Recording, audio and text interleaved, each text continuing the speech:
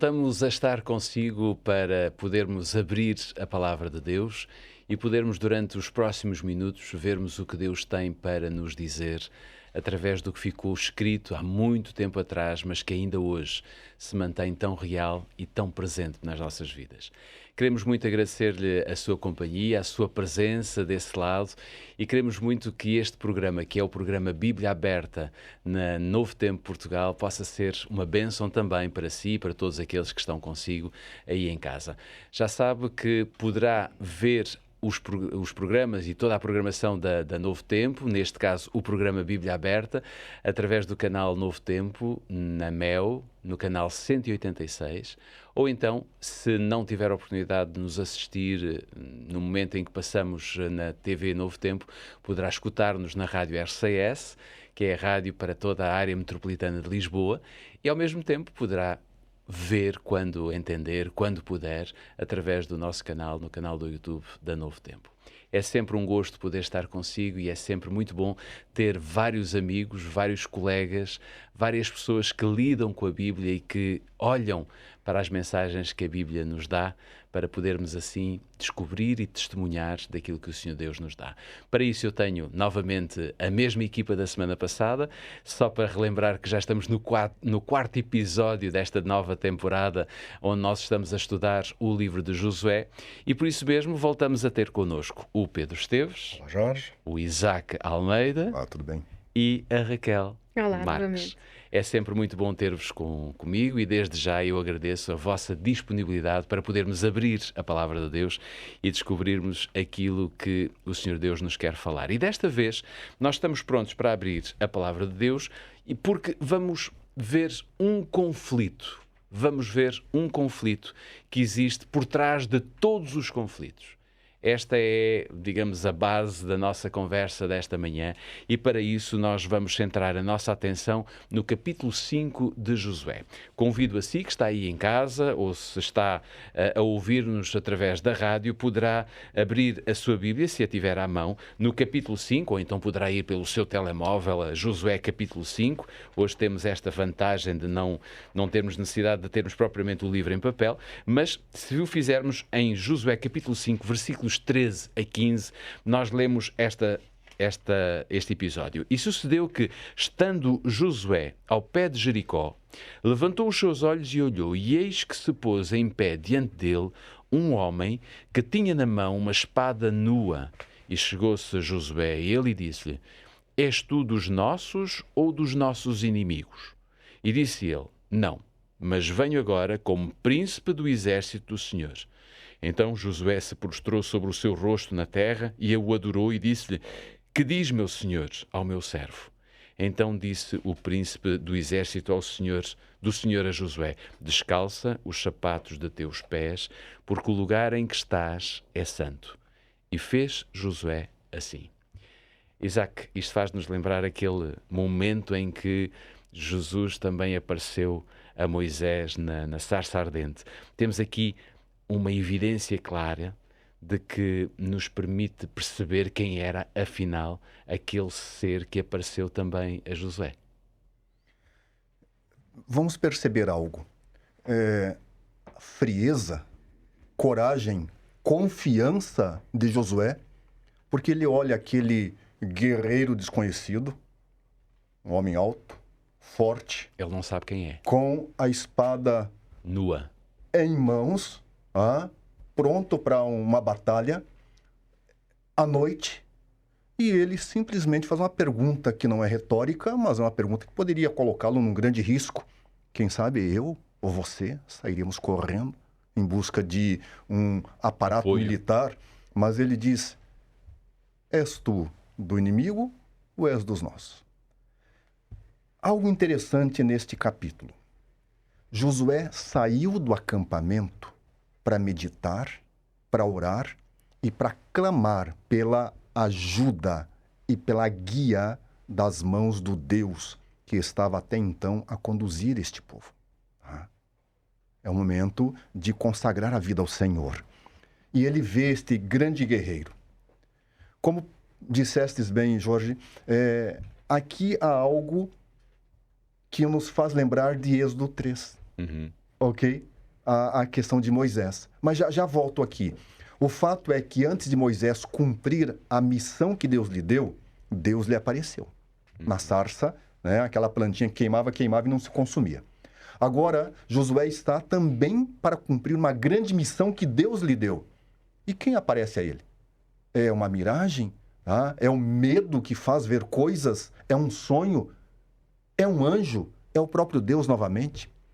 É interessante que a resposta desse guerreiro não se atém às normativas de Josué, ou deste ou daquele. Não.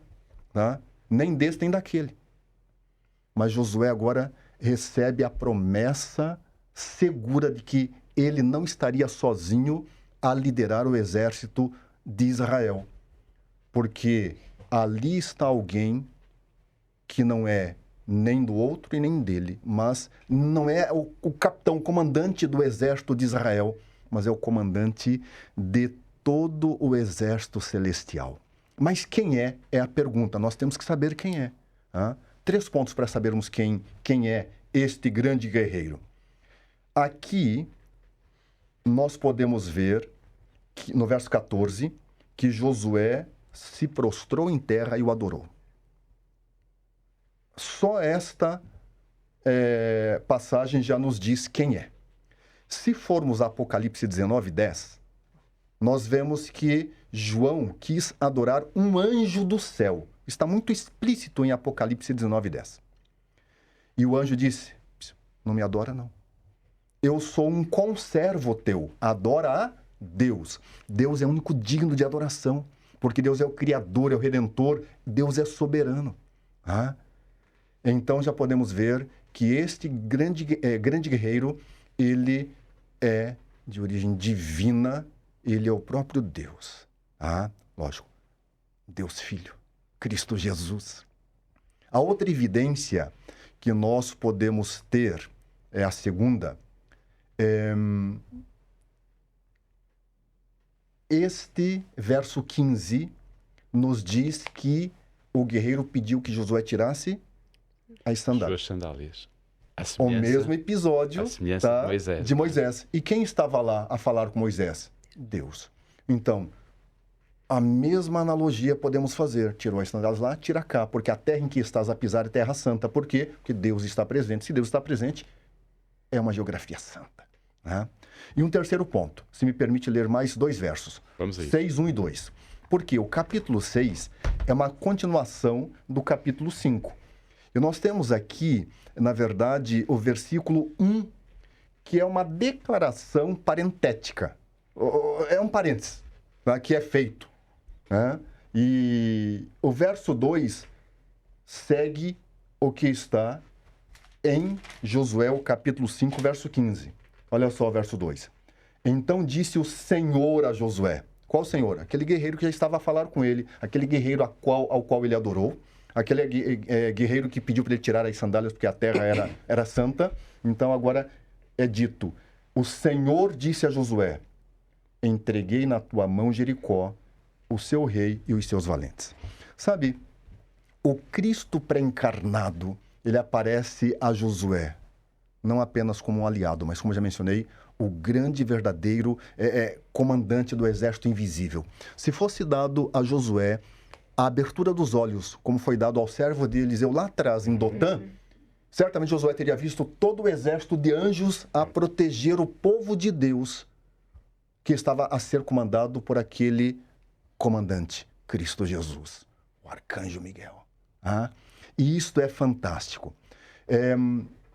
Devemos entender que Josué estava pronto para receber a estratégia da batalha para uma campanha militar, que essa campanha militar era uma parte intrínseca desse conflito muito maior, que é o conflito entre o bem e o mal, mostrando Deus de um lado com seus filhos e Satanás do outro lado com seus agentes. Ali estava Cristo Jesus para lutar contra Satanás e os seus agentes.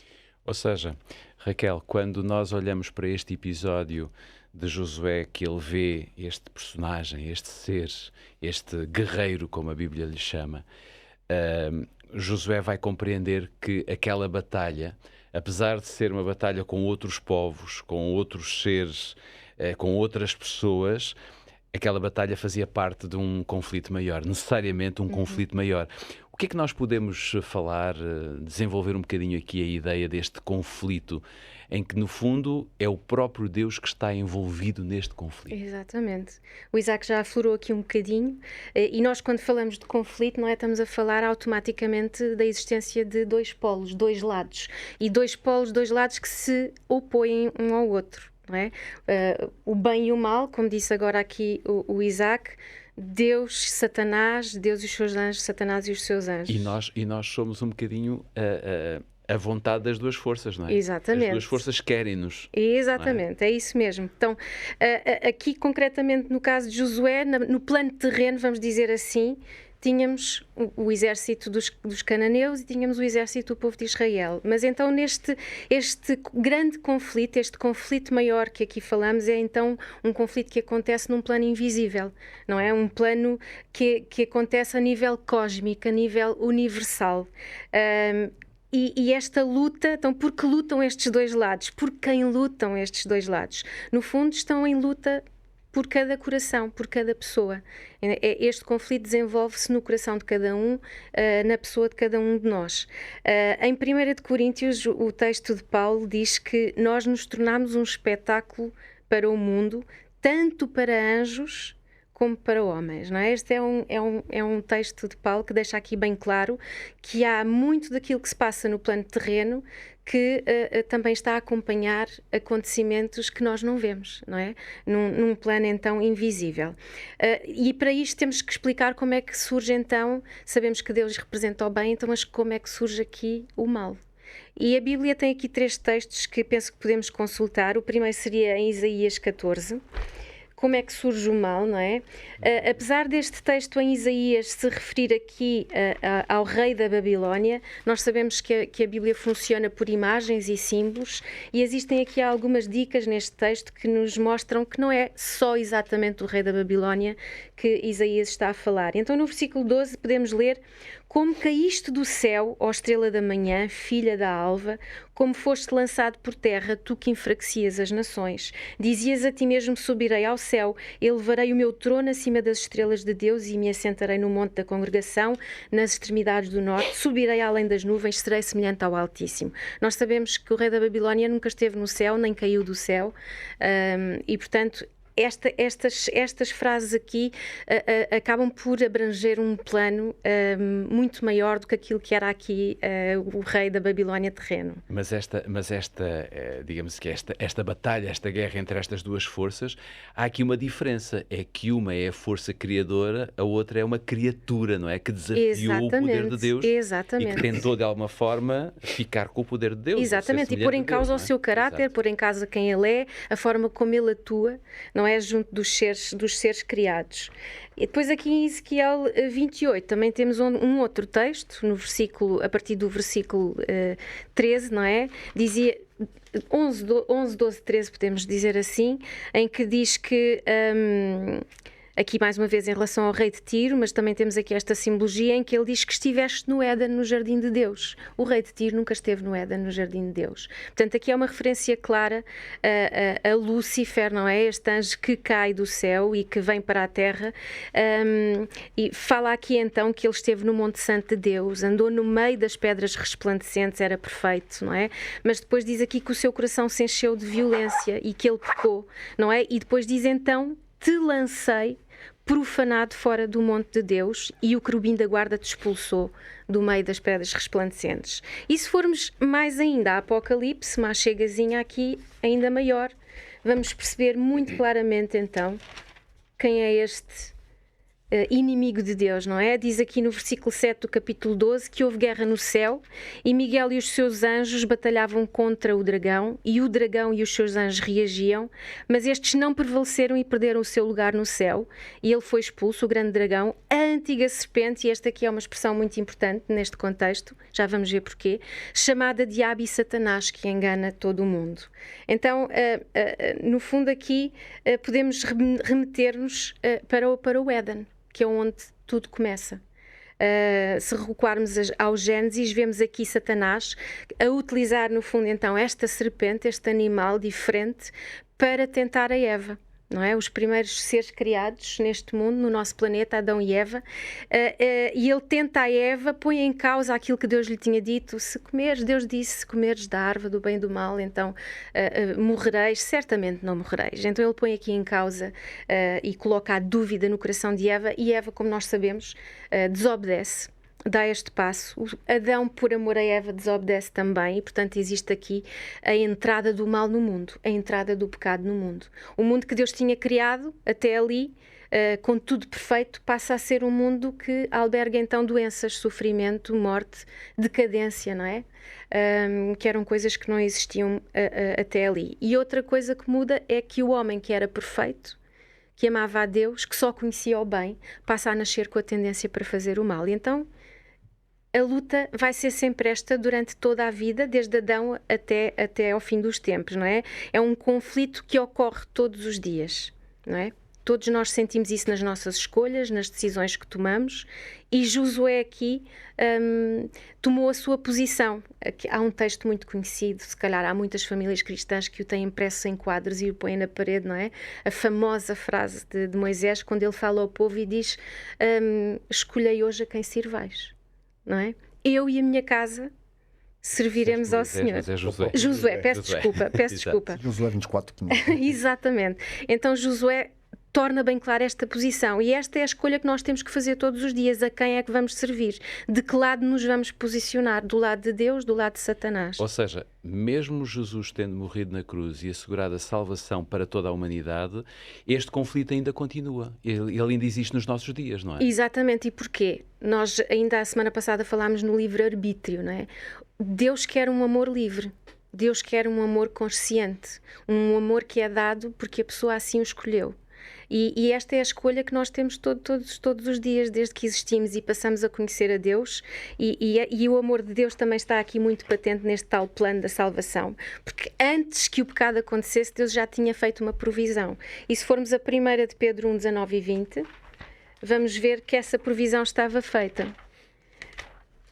1 de Pedro 1, 19 e 20, então diz: mas foste resgatados pelo precioso sangue, como de um cordeiro sem defeito e sem mancha, o sangue de Cristo, conhecido já antes da fundação do mundo, mas manifestado no fim dos tempos em vosso favor. Portanto, antes que o mal acontecesse, Deus já tinha esta provisão na forma do seu Filho, que veio enquanto cordeiro morrer por nós e dar esta possibilidade de que nós pudéssemos então resgatar esta ligação do ser humano com o céu, não é? E nos posicionarmos neste conflito. E nós temos que escolher a quem servir. É curioso que Deus já fez a sua parte, Deus já cumpriu, digamos, a certeza da salvação, mas o conflito ainda existe. Eu gostava que nós pudéssemos dar aqui um salto ao livro de Êxodo, porque, Pedro, nós iremos aqui ainda falar deste guerreiro. É importante voltarmos a esta ideia do guerreiro que Josué nos apresenta, e se formos a Êxodo, capítulo 15, nós vamos encontrar aqui algumas passagens que nos podem ser úteis para nós compreendermos um bocadinho mais sobre este guerreiro. Diz no capítulo 15, versículo 3, o Senhor é varão de guerra, o Senhor é o seu nome. Senhor é o seu nome. Esta é a primeira passagem que eu gostava de lermos. Depois, se formos no mesmo livro de Êxodo, ao capítulo 15, mas agora lendo o versículo 7, nós encontramos, 15, versículo 7, que e com a grandeza da tua excelência, derribaste os que se levantaram contra ti, enviaste o teu furor, que os consumiu com restolho. Portanto, vemos aqui o poder deste guerreiro. Mas ainda vamos no mesmo capítulo 15. Agora, dando um salto só para o versículo 11, diz que, ó Senhor, quem é como tu entre os deuses? Quem é como tu, glorificado em santidade, terrível em louvores, operando maravilhas? Pedro, o que é que significa, de facto, vermos Deus representado aqui como este guerreiro, se quisermos, não é? O Isaac já nos deu esta prova que este guerreiro é Deus, na pessoa do seu filho. Isto põe em causa a ideia de um Deus de compaixão, um Deus de amor? Essa questão é muito pertinente, porque tudo o que tivemos a assistir aqui e a ouvir durante os últimos 15 ou 20 minutos, remete-nos para uma linguagem de guerra, para instrumentos que eles próprios são de guerra. É uma espada que está na mão daquele que afinal vimos com evidências claras que é o próprio Deus. E falamos aqui da linguagem do conflito. É claro que quando nós, ao mesmo tempo, procuramos dar uma visão de um Deus de amor, parece haver aqui uma contradição, e é muito importante explicar porque é que de facto não há uma contradição. Talvez uma metáfora de base que podemos partilhar é o facto de que nós todos estamos conscientes de que a guerra mesmo, ou a existência de conflito, decifrá-los como sendo coisas positivas ou negativas depende muito do lado do conflito em que nós estamos. Porque se a minha casa for invadida por homens que vêm para roubar e matar, ladrões, pessoas super mal intencionadas que entram na minha casa, vamos imaginar, com armas. E se eu tivesse a sorte de estarem a passar polícias armados e naquele momento entrarem dentro da minha casa e salvarem a minha família, na verdade, aquelas pessoas com armas seriam motivo de satisfação, de libertação, e eu ficaria eternamente grato aos homens que, armados e munidos de autoridade, me libertaram do jugo daqueles que vinham para me fazer mal. Uma outra metáfora historicamente bem conhecida, nós europeus em particular lidamos muito com esta história, esta memória, tudo o que tem a ver com a Segunda Grande Guerra Mundial.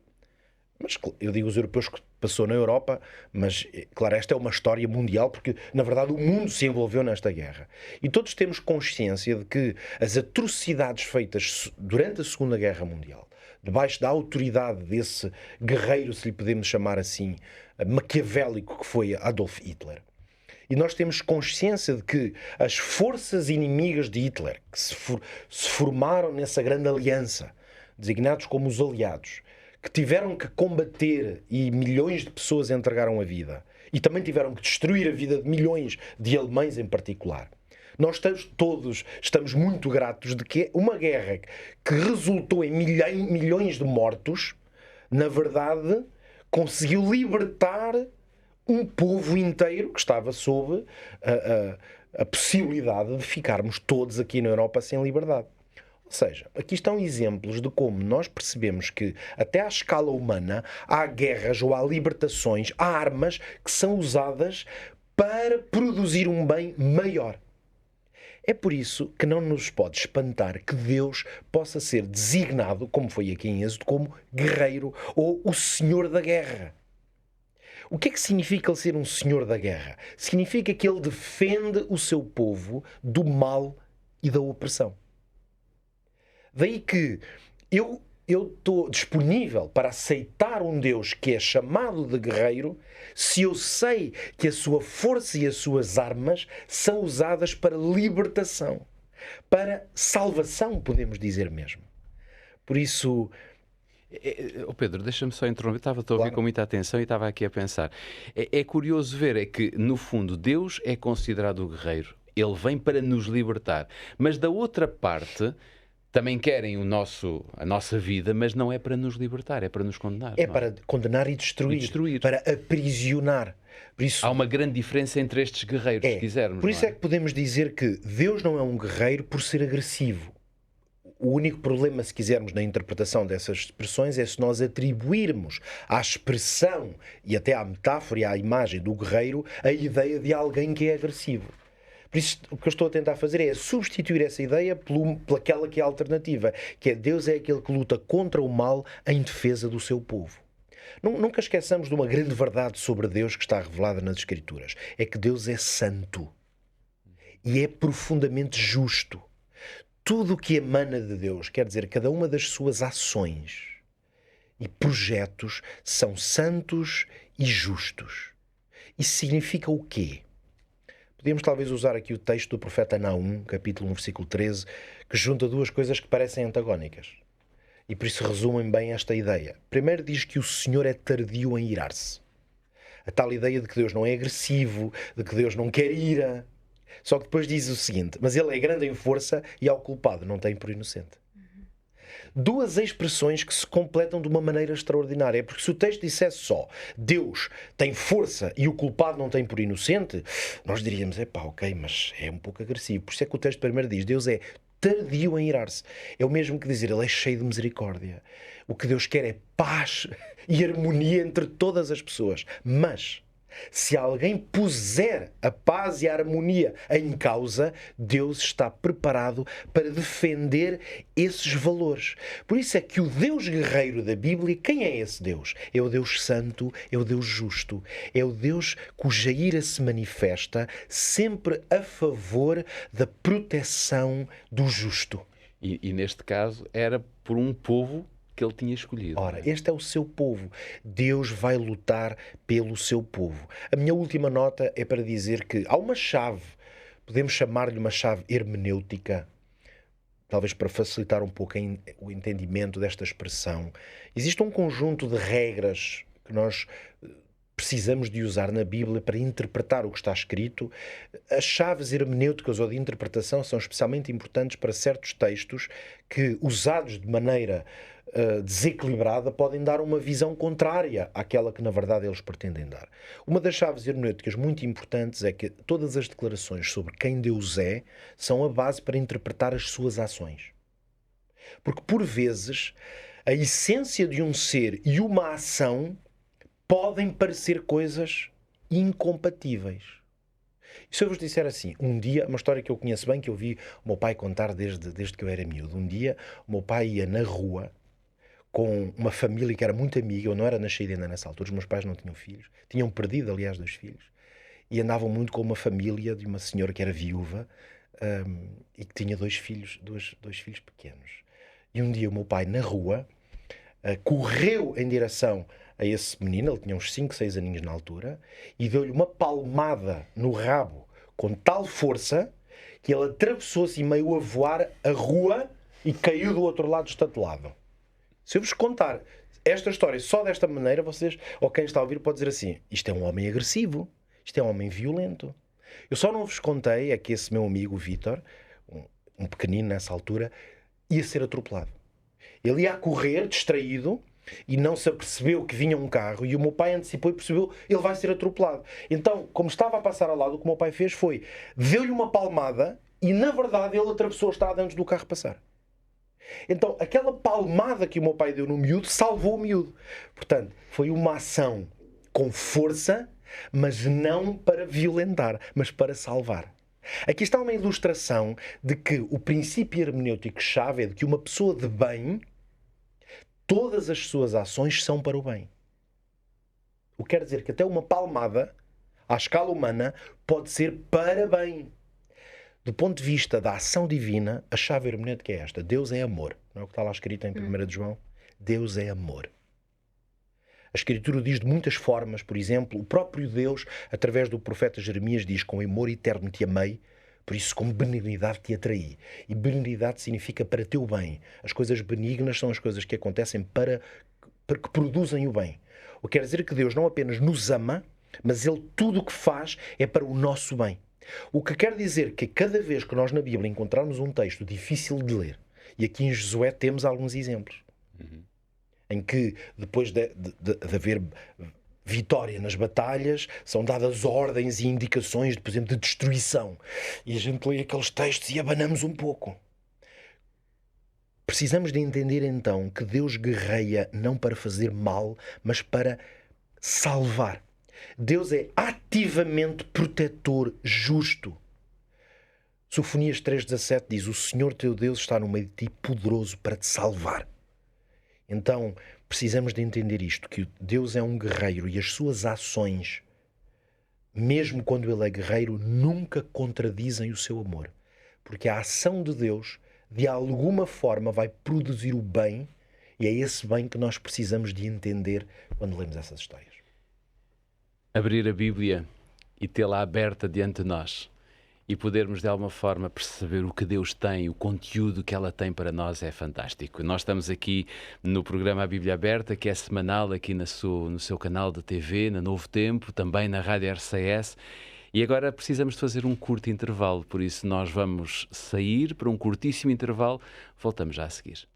Isaac, vamos voltar à conversa. Já estamos aqui prontos para a segunda parte deste programa. Vamos a Josué capítulo 6. Se não te importas, eu gostava de levar o nosso público, as pessoas lá em casa, a poderem abrir novamente a Bíblia em Josué capítulo 6, para agora lermos o versículo 20, porque diz que gritou, pois, o povo, tocando os sacerdotes as buzinas, e sucedeu que, ouvindo o povo o sonido da buzina, gritou o povo com grande grita, e o muro caiu abaixo, e o povo subiu à cidade, cada qual em frente de si, e tomaram a cidade.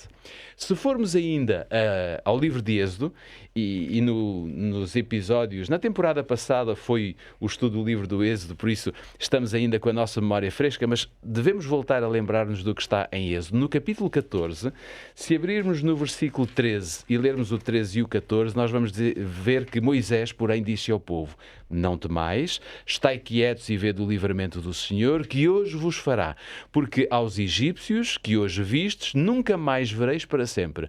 O Senhor pelejará por vós e vos calareis.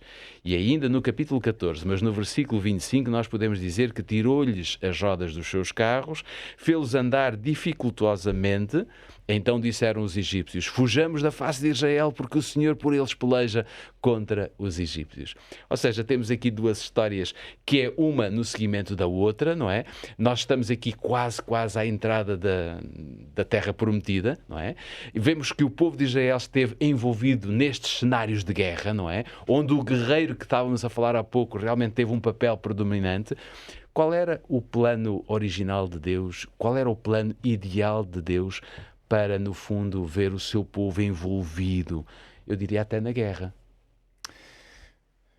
Olha que interessante. Essa passagem de Êxodo diz respeito ao Mar Vermelho.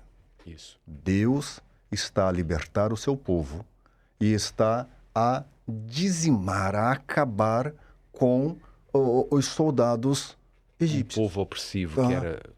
Por quê? Bom, já ouvimos o que o Pedro mencionou muito bem. Agora, o povo passou o Rio Jordão e está de frente de uma cidade rica, poderosa, de soldados muito bem treinados, muito bem armados, e o povo está ali, sem armas, sem treinamento, ainda que tivessem algumas armas, poucas, quando digo sem aquele aparelhamento todo, Mas devemos entender que o povo que Deus escolheu, o povo de Israel, ele não está a usurpar uma terra. Ele está a voltar para a sua terra. Ok? Deus havia feito a promessa a Abraão, a Isaac e a Jacó, de que a sua descendência herdaria a terra que já havia sido de Abraão lá no passado. Afinal de contas, desceu desta terra para o Egito a família de José, quando José era o governador do Egito. Só que morreu o faraó que não conheceu José. E agora o povo foi escravizado por 4 séculos. E eles estavam a voltar para casa. Mas, a hora que passam o Jordão, milagre, fantástico. Mas e agora, os altos muros de Jericó? O povo estava lá, os soldados estavam lá em cima do muro, só a olhar. O que acontece aqui? Algo muito estranho, risível. Por que risível? Vamos rir do quê? O capítulo 6 de Josué, que foi lido o verso 20, está a apresentar que os guerreiros, a arca do Senhor, símbolo da presença de Deus, como vimos na semana passada, e os soldados estão a rodear a cidade de Jericó. Por fora estão a dar uma volta no primeiro dia, uma volta no segundo dia, e estão a dar uma volta. No 7º dia, agora eles dão 7 voltas. E aí acontece o que tu leu, Jorge, ok?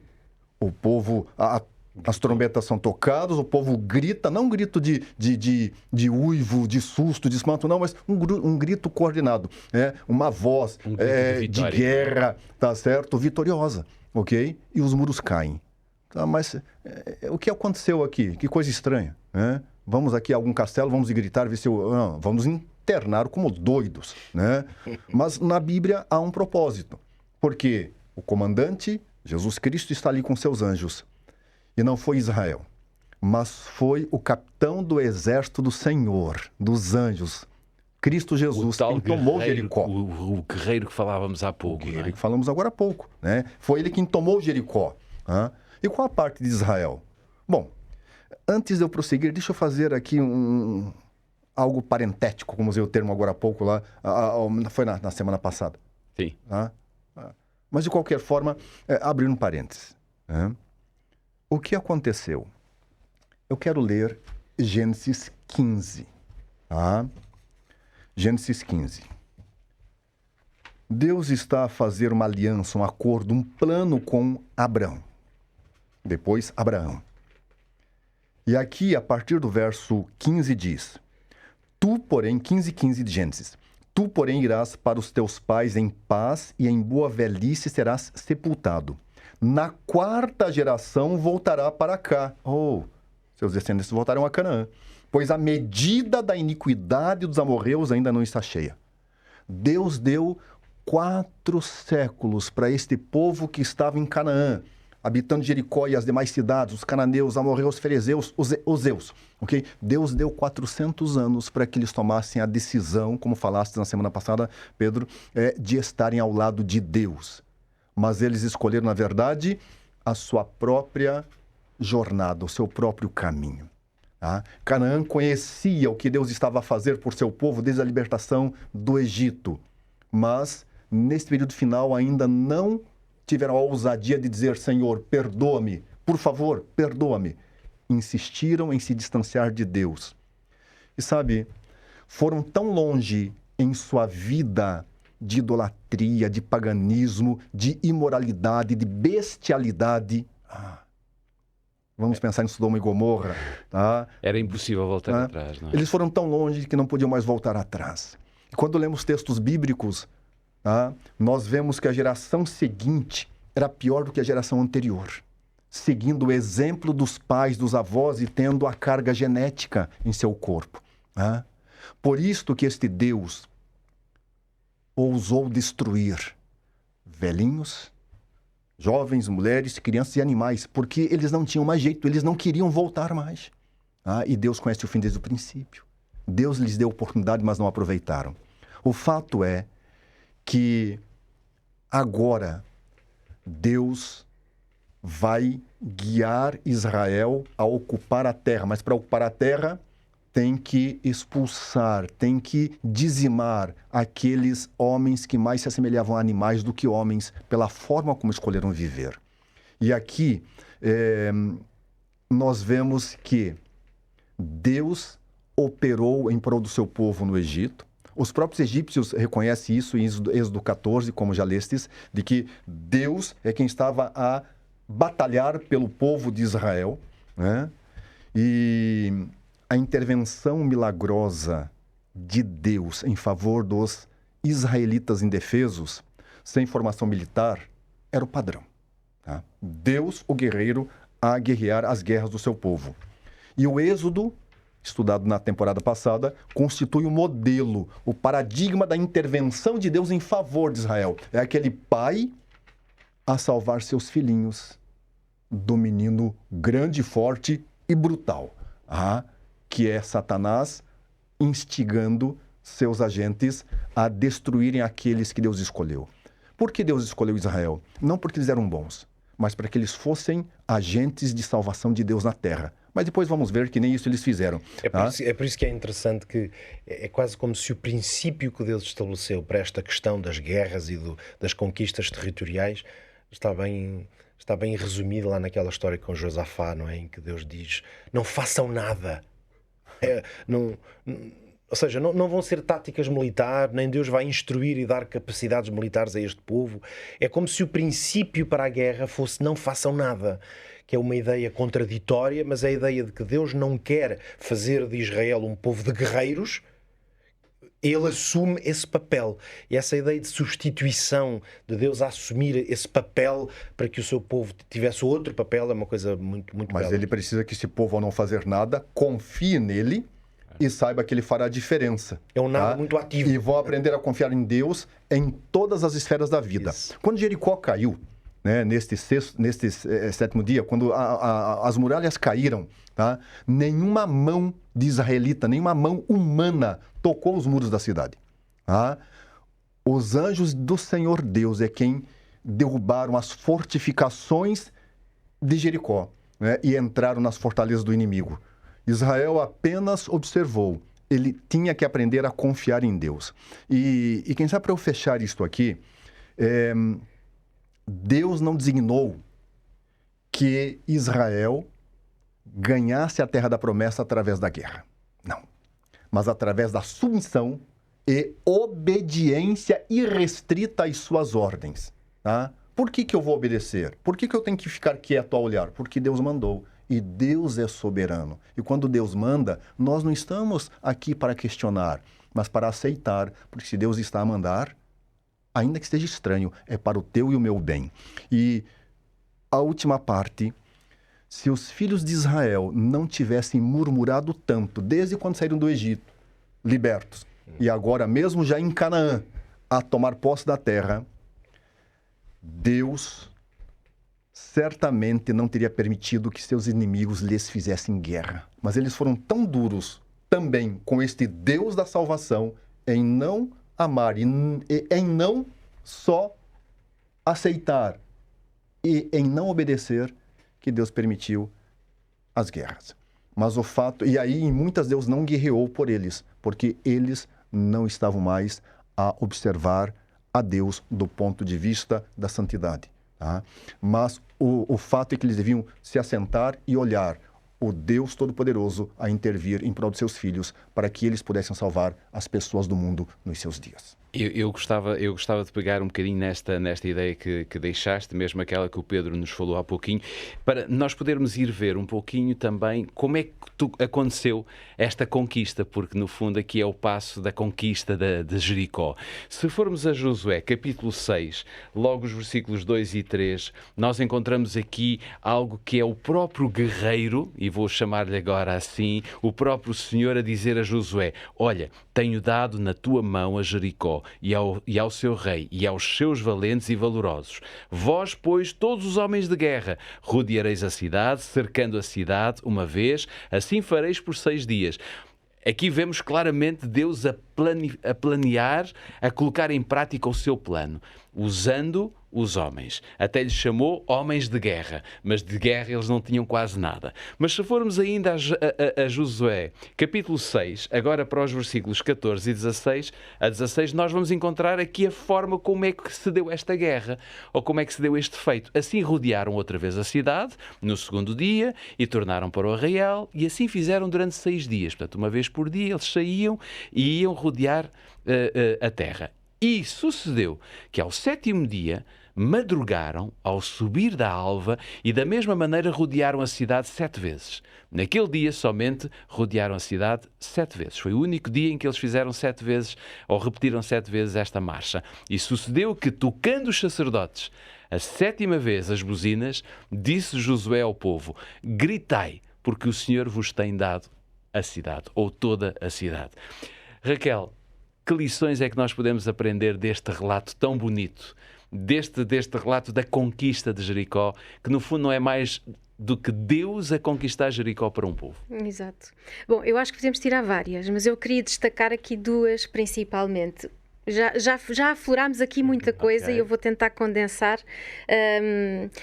aqui um pouco estas conclusões. Para já estabelecer aqui visualmente esta cidade. Fui procurar alguns dados históricos, arqueológicos, talvez os nossos espectadores também gostem de história, eu gosto muito de história, e então aquilo que existe é, portanto, a informação de que esta cidade era rodeada não por uma, mas por 2 muralhas, não é? Uma muralha exterior que tinha 4 metros de largura, portanto, imaginemos a grossura desta muralha, e depois uma interior de 2 metros de largura. Portanto, ao todo 6 metros de, imagino eu, de pedra, não é? Que a construir ali esta barreira, esta defesa. E falando da altura, não é? Ela tinha 12 metros de altura. O que 12 significava metros. uma impossibilidade para um povo que não Exatamente. tinha meios bélicos, vamos dizer assim, Exatamente. para destruir um muro Completamente. com essa dimensão. E é aqui que Deus se vai manifestar de forma incrível e poderosa. Comprimento, esta muralha tinha 4 km. Estima-se, não é? Por dados arqueológicos, que ela tivesse 4 km de comprimento. Em Josué 4:13, e também para nós termos uma ideia de quantos homens estavam a participar neste empreendimento, digamos assim, em Josué 4:13, e eu até leria o 12, que diz: e os filhos de Ruben, os filhos de Gad e a meia tribo de Manassés atravessaram armados diante dos demais israelitas, como Moisés lhes tinha dito, e depois diz o quê? Por volta de 40.000 homens prontos para a guerra. Passaram diante do Senhor, rumo às planícies de Jericó. Portanto, não tendo ideia se esta era a totalidade do exército, temos pelo menos aqui a indicação de que tínhamos 40.000 homens armados, prontos para a batalha. E agora imaginemos, 40.000 homens significam 80.000 pés. Não é? Aquele marchar. Isto durou 6 dias. E ao 7º dia eles não deram uma volta, deram 7 voltas, não é? Ao fim de cada volta os soldados tocavam a trombeta. Eu ponho no lugar dos vigias desta cidade, não é? Acredito que tenha havido de tudo. Uns gozavam, faziam um pouco deste exército que andava ali às voltinhas, ia tocar trombetas, mas não fazia nada em termos bélicos, não é? Outros talvez tivessem apenas curiosidade, outros talvez até tivessem medo. Porque, como nós sabemos, através do relato de Raabe, o que é que ela disse aos espias? Que os feitos deste Deus eram conhecidos. Não é? Eles tinham ouvido falar do Mar Vermelho, eles tinham ouvido falar da coluna de fogo, não é? Da nuvem que os protegia. Todas estas coisas tinham chegado a este povo. E isto leva-nos a esta primeira lição. O Isaac dizia aqui que Deus foi de uma misericórdia incrível, Deus deu-lhes muito tempo, muitas oportunidades, mas até à última, a oportunidade aqui esteve disponível e Raabe agarrou-a, não é? Raabe e a sua família foram protegidos, não é? No meio de todo este povo que foi destruído, esta família salvou-se porque quis ficar, lá está, no grande conflito, posicionou-se do lado de Deus. Esse guerreiro que vem para libertar o seu povo também não se esquece propriamente daqueles que nunca. Estavam do outro lado da O convite da é para todos, Exato. não é? O convite é para todos, a salvação é para todos, mas só se salva quem faz essa escolha, não é? Lá está Deus a respeitar o ser humano. Então, eu imagino então este corpo de homens que acaba provavelmente experientes, porque já tinham passado por outras experiências anteriormente, e eles não conquistam esta cidade pelas suas capacidades bélicas, porque nunca chegaram a desembainhar as suas espadas. Eles próprios não sabiam como é que ia acontecer. Só não é? seguiam instruções e confiavam na palavra de Deus. Então, era a dependência. A maior lição é a lição de dependência de Deus, de sujeição à vontade de Deus. E eu queria deixar isto aqui sublinhado, que às vezes a única coisa que temos que fazer é exatamente isto, é aparecer. Eles apareceram, porque Deus os chamou e eles estiveram lá presentes. E às vezes aquilo que temos de fazer é aparecer, confiar, exercer a nossa fé naquilo que Deus nos pede para fazermos. Pedro, é muito interessante vermos, talvez aqui, muito rapidamente, porque Efésios capítulo 6 leva-nos a uma metáfora, que é a metáfora da armadura de Deus. E eu gostava de ler com todos vós e também com aqueles que estão a assistir-nos lá em casa, Efésios capítulo 6, o versículo 13 vai-nos falar aqui da armadura de Deus. Diz, portanto, tomai toda a armadura de Deus para que possais resistir no dia mau e, havendo feito tudo, ficar firmes. Nós temos aqui esta metáfora, a metáfora da armadura de Deus, que no fundo ela serve exclusivamente, vou dizer assim, para as batalhas espirituais, para aquelas que nós não conseguimos ultrapassar, não é?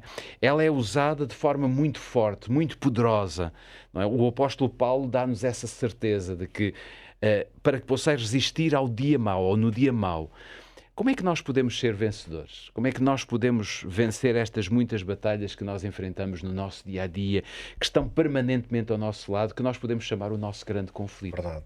Nós não estamos a estudar, a relembrar as histórias destas velhas batalhas como se fosse apenas para um exercício histórico. Ele não deixa de ter o seu interesse, mas nós estamos a tentar perceber como é que os princípios que foram usados neste tempo, os princípios, quer os que Deus estabeleceu, quer os que o próprio povo usou, como é que esses princípios nos são úteis hoje? E há pouco ouvimos, especialmente naquela primeira pergunta que a Raquel aqui respondeu, uma descrição que ela nos fez de como é que a Bíblia nos apresenta esta realidade de um conflito que se passa com as forças sobrenaturais do mal.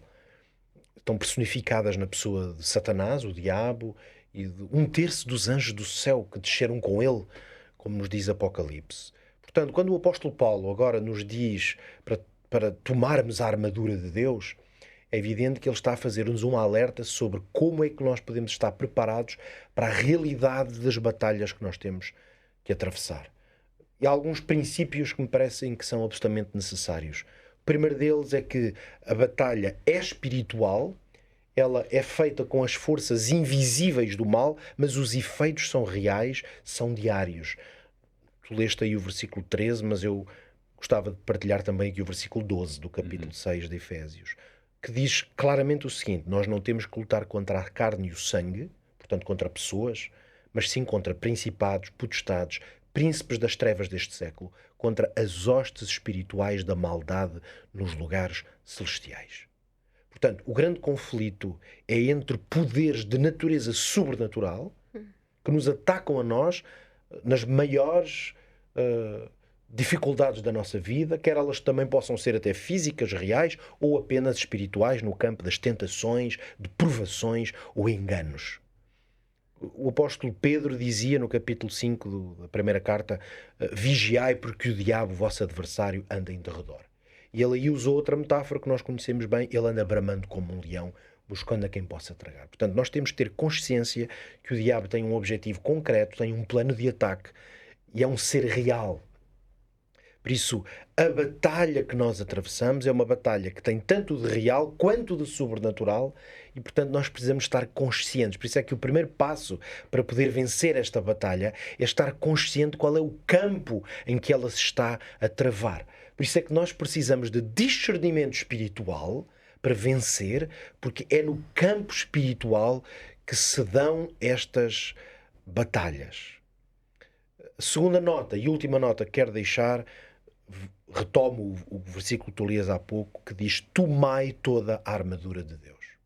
O verbo tomar aqui é muito importante porque significa que não se trata apenas de crer. O exercício que nós somos chamados a fazer não é apenas um exercício de ter uma fé, vamos dizer, nominal. Tomar é pegar. Pôr as mãos na massa. É pôr as mãos. Tomar implica uma participação ativa.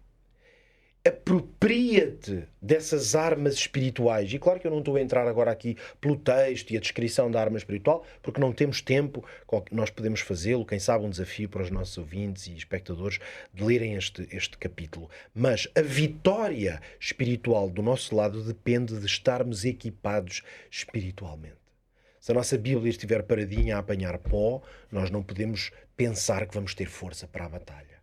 Então, revistamo-nos dessas armas. Nós aqui temos sempre um problema, um conflito, se quisermos, que é com o tempo. O tempo terminou, já não temos mais tempo para continuarmos a falar. Nós aqui fechamos a Bíblia, mas você em casa pode mantê-la aberta, porque é a Bíblia que lhe dará esta força, esta armadura de Deus, que lhe permitirá vencer muitas das guerras. Já só tenho tempo para lhe avivar novamente a sua memória. Nós temos este guia de estudo, um guia de estudo que tem por título Evidências. E é um guia de estudo bastante interessante porque nós podemos ver aqui claramente qual é o sentido da nossa vida. Há um tema que eu gosto bastante: qual é o tamanho de Deus? Você sabe qual é o tamanho de Deus? Então, se não souber e tiver curiosidade, basta pedir este guia de estudo para o 933-939291 e nós, de forma muito simpática, com muito gosto, teremos a oportunidade de lhe enviar para a sua morada para que você descubra qual é o tamanho de Deus. Quanto a nós, voltamos a abrir a Bíblia na próxima semana. Que o Senhor o possa abençoar a si e à sua família, a todos os seus, é o nosso grande desejo.